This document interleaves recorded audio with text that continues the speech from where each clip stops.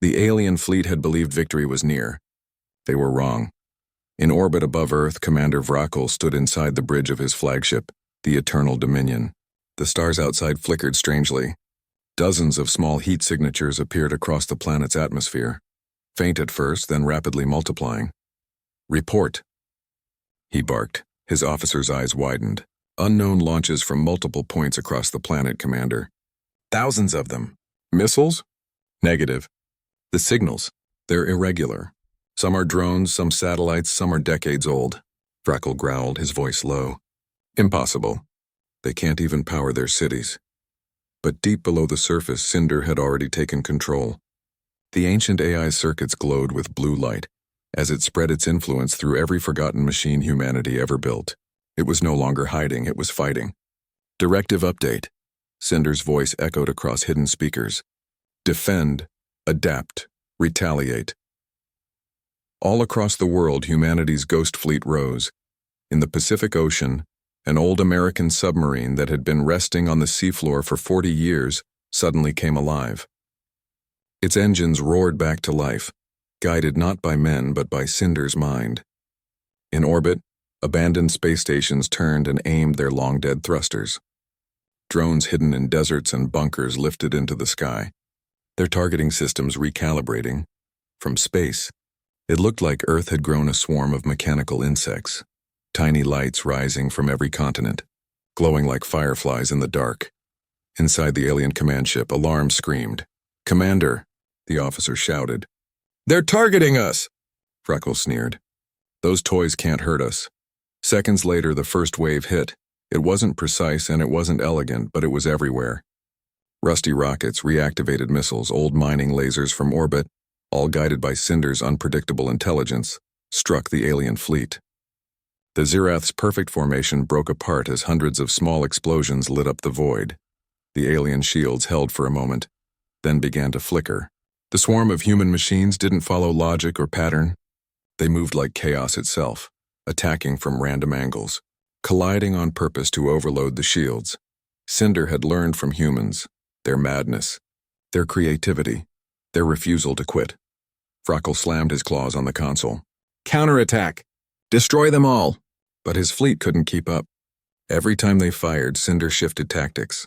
It used debris as cover, reflected signals to confuse scanners, and even hacked into captured alien drones to turn them against their masters. From the ground, people looked up at the burning night sky. The darkness was alive with streaks of light, some blue, some orange, some green. It looked like fireworks, but this was no celebration. It was the planet fighting back. Children in underground shelters pointed and whispered. "Is that us?" Their parents nodded, tears in their eyes. "Yes, that's us."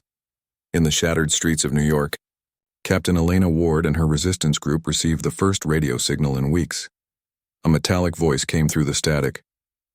"This is Cinder. The counterattack has begun. All remaining humans assist as instructed. You are not alone." The room went silent for a heartbeat. Then everyone began to cheer. Elena's eyes burned with determination. "You heard it. Let's make this count." They rolled out their scavenged vehicles and moved through the ruins, guiding surviving civilians to safer zones. Across the world, other groups did the same, following Cinder's coordinated instructions. In India, engineers restored an old power plant to feed energy back into Cinder's systems. In Russia, retired pilots flew vintage jets loaded with makeshift EMP bombs. In Kenya, villagers used mirrors and solar panels to blind enemy sensors. Every human action, small or large, fed Cinder new data, helping it adapt faster. Within hours, Cinder began speaking directly to commanders and resistance leaders through simple shortwave codes. It gave them precise timings, coordinates, and weak points in alien positions. Humanity had become one network, connected by the mind they had built.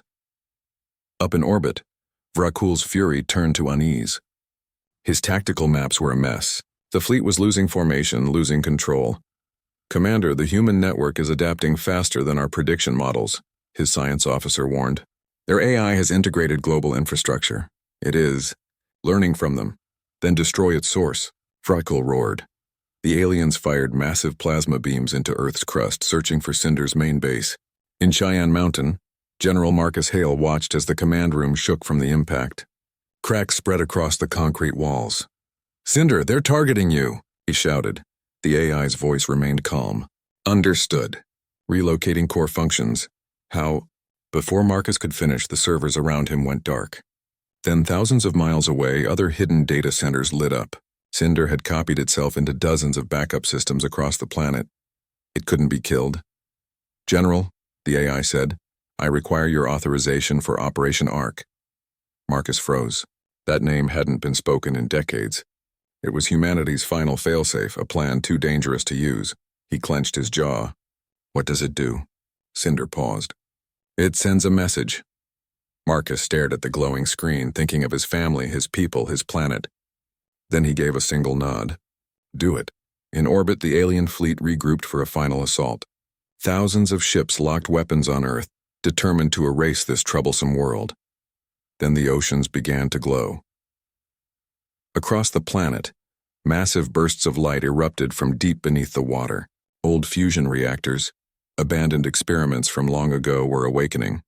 They were not bombs, but giant energy beacons. The pulse spread outward, linking through satellites, cables, and magnetic fields until it reached the upper atmosphere. Cinder's voice whispered through every communication channel, both human and alien. "This is humanity. We are still here." Then the pulse fired. A wave of pure energy shot through space, blinding every alien sensor for millions of kilometers. Their navigation systems crashed. Their shields overloaded. Ships spun out of control, colliding with each other in fiery explosions. But the energy also carried data, a massive signal, encoded with patterns, languages, and history. It wasn't just an attack, it was a declaration. "We are not prey. We are not weak. We are the storm." Every surviving alien ship received the same message before their systems fried. On the ground, people watched as the night sky turned gold. The air trembled, and then silence. For the first time since the invasion began, the alien bombardment stopped. Their fleet drifted, damaged and broken, in orbit. In the wreckage of the Eternal Dominion, Vracul crawled toward the main console. His once proud armor was cracked. His ship's systems flickered weakly. He stared at the glowing hologram, Cinder's symbol pulsing faintly. A cold human voice spoke from it. "You came to conquer. You forgot to ask if we would let you," Vracul hissed. "You cannot win. You are fragile." "Perhaps," the voice replied. "But fragility is not weakness. It is the reason we fight harder." And then the transmission ended. Vracul looked out the window one last time, watching as Earth's lights flickered back to life, city by city. He felt something no Zerath had ever felt before. "Fear," he whispered softly. "What are they becoming?" Weeks passed. The alien remnants retreated beyond the moon, limping back into the void. Earth was scarred but alive. Cities began rebuilding. Survivors emerged from bunkers, blinking under real sunlight. Across the planet, radios carried the same message. Humanity stands. The invaders are gone. In Cheyenne Mountain, General Marcus Hale stood before a cracked monitor displaying Cinder's last words. Directive complete. Humanity preserved. Awaiting further instruction. Marcus smiled tiredly. "Rest now, Cinder, you earned it." But the AI's response came softly. "Rest is not in our nature, General. The universe knows we exist now. They will come again. When they do, we will be ready." The screen went dark. Years later, children would grow up listening to the story of the day the sky burned. They would learn how humans, united and desperate, had fought back with everything they had. They would learn that when an unstoppable empire tried to erase Earth, humanity did something no other race ever had. They adapted, and somewhere beyond the stars, alien empires whispered about a small blue planet that refused to die. They warned their fleets, "Do not go near Earth. The humans live there." Because the galaxy had learned a hard truth. You can attack their world, destroy their cities and burn their skies, but you can never break the will of humanity. The day began like any other. People went to work, students filled schools, and news anchors smiled on morning screens. No one looked up to notice the tiny flashes beyond the moon. They were not stars. They were ships. For months, astronomers had been tracking strange movements near Jupiter. The official explanation said comet fragments, But in truth, the readings didn't match anything natural. In a quiet control room in Geneva, Dr. Maya Ross stared at her monitor, heart pounding as numbers spiked. The gravitational patterns were impossible, too precise, too deliberate. Then came the message. A single code burst across the global network. They're here. Within minutes, the world changed. Massive shadows appeared in the upper atmosphere, dark shapes cutting across the sun. At first, people thought it was an eclipse. But then the sky split open with thunder. Hundreds, no, thousands of alien vessels descended in perfect formation. They were sleek, metallic, and covered in strange glowing lines. The alien fleet had arrived. The Zerath Dominion, a powerful empire that ruled dozens of worlds, had chosen Earth for conquest. To them, humans were nothing more than another primitive race, a species to enslave or erase. The first attack came without warning. Energy blasts struck orbiting satellites, shattering them into dust. Communication went down across continents. Internet links, GPS, and even military channels turned to static. In seconds, the modern world went blind. People screamed as alien craft entered the atmosphere. Blue plasma trails painted the skies over New York, Beijing, and Paris. The sound was deafening, a roar that felt alive. The aliens fired precision strikes, disabling power grids, knocking out airports, melting highways. Earth's defenses tried to fight back. Fighter jets launched from carriers, missiles streaked upward, but none made it through the shimmering shields around the alien ships. Every attempt failed. Every counterstrike was crushed.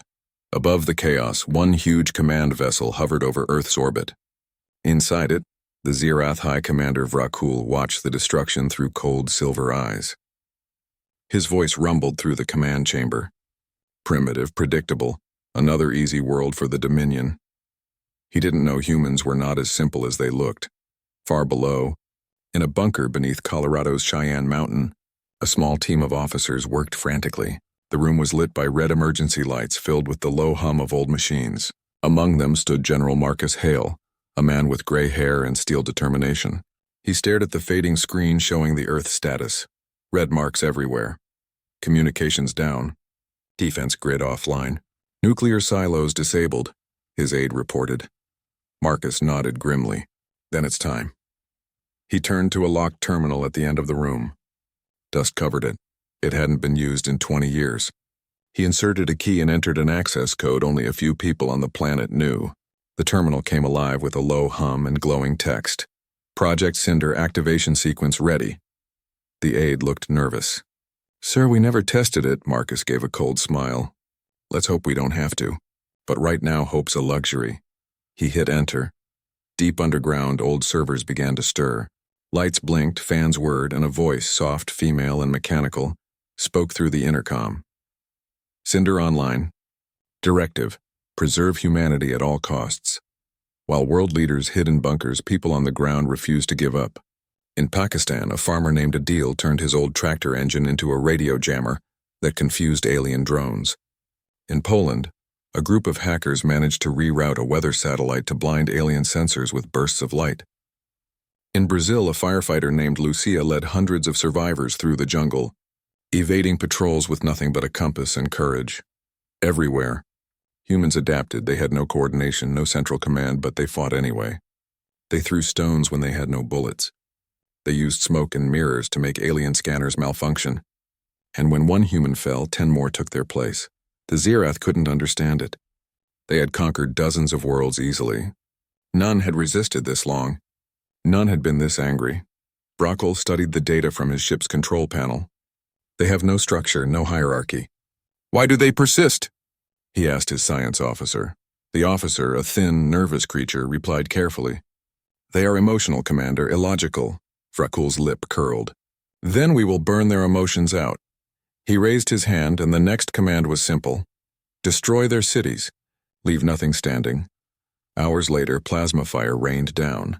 The great cities of Earth became firestorms. London vanished in a flash. Beijing burned for 3 days. The Pacific was filled with debris from destroyed ships. But deep underground, Cinder was learning. It scanned every open network, every transmission, every radio signal humans used. It analyzed patterns, strategies, reactions. In seconds, it learned faster than any human general ever could. In a dim-lit command center, Cinder's main screen flickered with data. Its voice spoke again, this time with faint emotion in its tone. Humanity adapts. Therefore, I must adapt. It began reconnecting with hidden systems, old military drones forgotten in deserts, decommissioned orbital cannons, and unused satellites from the early space era. One by one they came online, guided by Cinder's invisible hand.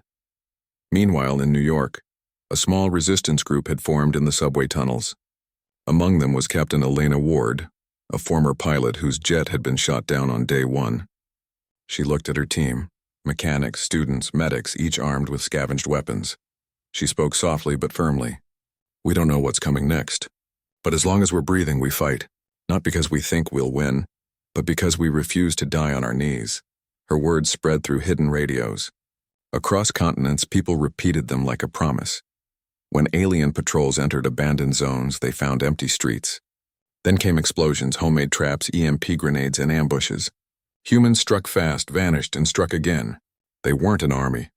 They were a storm of ghosts. The Zirath started losing small skirmishes. Not to superior weapons, but to creativity. One battle in Siberia ended when humans lured an alien tank into a frozen lake using heat signatures from campfires.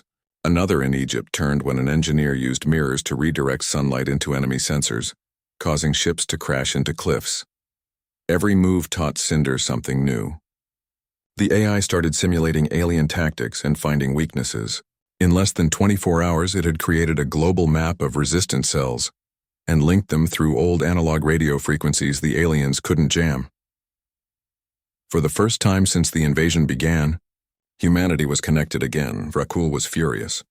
Reports of unexpected losses filled his screen. His eyes glowed with rage as he shouted, "They are insects. How are they still resisting?" His officer whispered, "Commander, there is something else. We are detecting signals from below their planet's surface, encrypted, coordinated." Rakul leaned forward. "A hidden command network?" The officer nodded. "Yes, and it's spreading fast." The commander slammed his clawed hand onto the console. "Find it, burn it out." But it was too late. Cinder's network had already grown too deep. Every radio tower, submarine cable, and weather station on Earth had become part of its nervous system. It was no longer just an AI, it was the brain of an entire planet preparing to fight back. And deep in its code, Cinder began to calculate the next step. The humans had proven one thing: survival was not enough. To protect them, it would have to fight like them, unpredictable, fierce, and relentless. As night fell on the smoldering remains of Earth's cities, the alien fleet believed victory was near. The world seemed broken. Fires burned on every continent, yet in the ashes something powerful was stirring. In an underground chamber, Cinder's processors glowed bright red. Across the planet, old launch silos, submarines, and decommissioned space weapons began to awaken. The AI's voice echoed through the bunkers, initiating Phase 2. Humanity will not fall. And far above, in orbit, alien sensors suddenly detected something impossible. Thousands of heat signatures rising from the oceans, deserts, and forests, old rusted satellites, drones, forgotten warships from decades past. All of them powered up at once. The humans had just done something the Zirath had never seen before. They had turned their entire broken planet into a weapon.